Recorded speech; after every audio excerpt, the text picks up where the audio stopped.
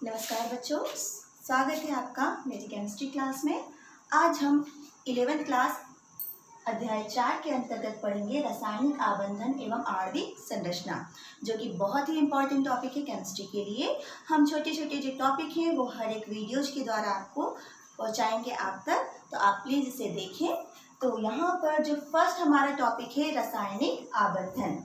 रासायनिक आबंधन क्या होता है? तो यहाँ पर कहा जाता है जब किसी अणु का फॉर्मेशन होता है तो अणु के फॉर्मेशन में अणु में जो परमाणु उपस्थित होते हैं उन परमाणुओं के बीच में क्या पाया जाता है?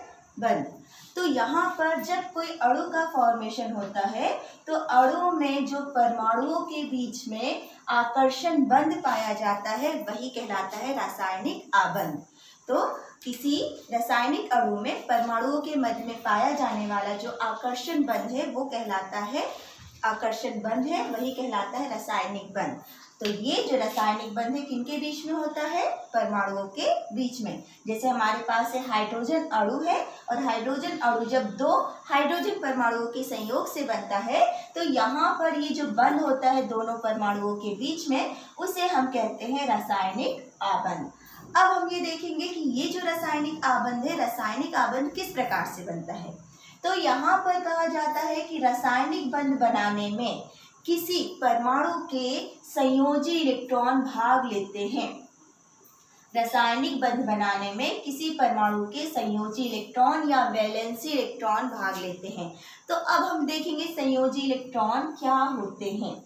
संयोजी इलेक्ट्रॉन हमने पढ़ा है इलेक्ट्रॉनिक विन्यास। इलेक्ट्रॉनिक विन्यास के आधार पर हम जानते हैं कि इलेक्ट्रॉन कक्षा में प्रवेश करते हैं और जब इलेक्ट्रॉन कक्षा में प्रवेश करते हैं तो जो अंतिम कक्षा होती है उस अंतिम कक्षा को हम कहते हैं संयोजकता कक्ष। इलेक्ट्रॉन जब कक्षाओं में प्रवेश करते हैं तो जो अंतिम कक्षा होती है उसे हम कौन सी कक्ष कहते हैं? संयोजकता कक्ष या संयोजी कक्ष। और इसी संयोजकता कक्ष में जो इलेक्ट्रॉन उपस्थित होते हैं वही कहलाते हैं संयोजी इलेक्ट्रॉन। किस प्रकार से देखें? फॉर एग्जाम्पल, अगर मैंने लिखा कार्बन का इलेक्ट्रॉनिक विन्यास कितना है? कार्बन का परमाणु क्रमांक 6, तो यहाँ पर इसका इलेक्ट्रॉनिक विन्यास होता है 1s2 2s2 2p4 2p 2 2 4 2p2। तो यहाँ पर कार्बन का जो इलेक्ट्रॉनिक विन्यास है वो है 1s2 2s2 2p2।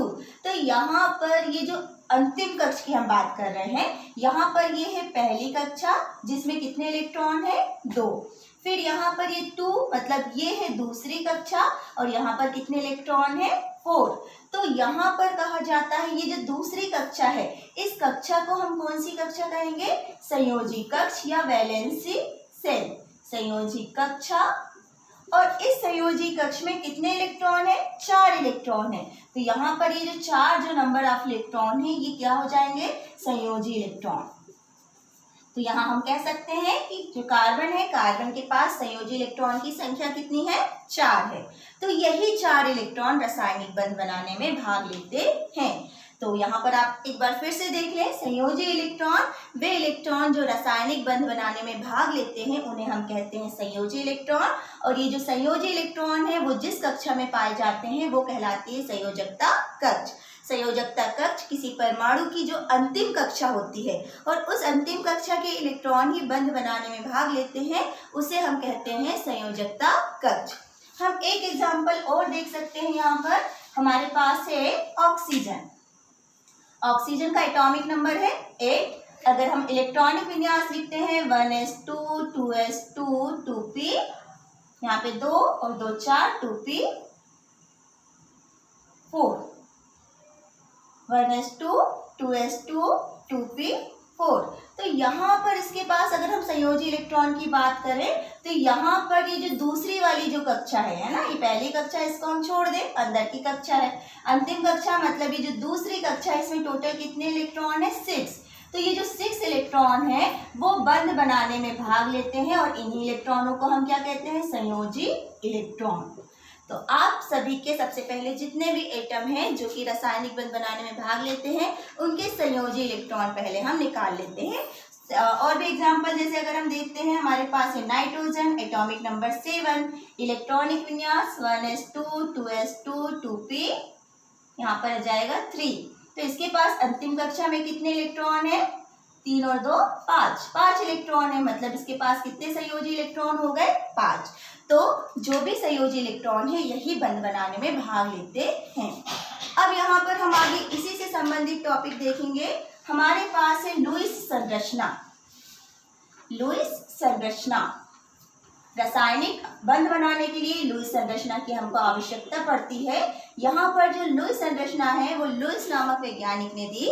इन्होंने कहा कि जब अणु का फॉर्मेशन होता है तो संयोजी इलेक्ट्रॉन जो बंध बनाने में भाग लेते हैं उन्हें हम लुईस संरचना के माध्यम से किस प्रकार से दर्शाते हैं। तो इन्होंने कहा किसी भी परमाणु के पास जितने भी संयोजी इलेक्ट्रॉन होते हैं उनको डॉट या क्रॉस के माध्यम से उस तत्व के संकेत के चारों ओर हम लिख देते हैं।